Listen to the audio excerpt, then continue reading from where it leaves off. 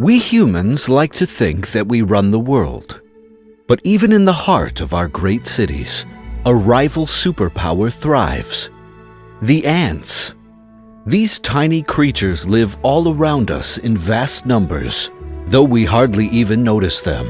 But in many ways, it is they who really run the show. When ants march together, little can stand in their way. Some 10,000 types are known. They outnumber us 1,000,000 to 1, and the total weight of ants matches that of the entire human race. But could these insect societies really have the edge on us? Ants and other social insects are, by a long margin, the most social small animals, and they're also the most abundant. And of course, human beings are, by a wide margin, the most social big animals of any kind. There are not many similarities between ants and human beings, particularly in their social behavior. But there are some very important differences, and if you look at those closely, then you might illuminate the human condition.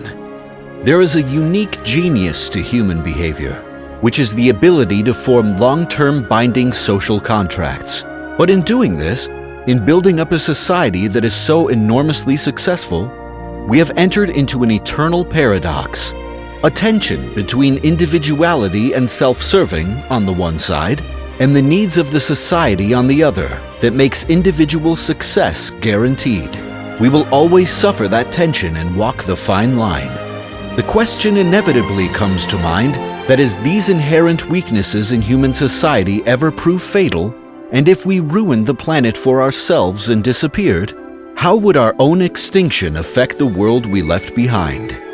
Ants would hold on somewhere, and life would come back to what it was before we arrived on the scene. The ecosystems would return to a balance, and the ants would be right there, filling the environment as before, and going on as before, for tens of millions of years into the future.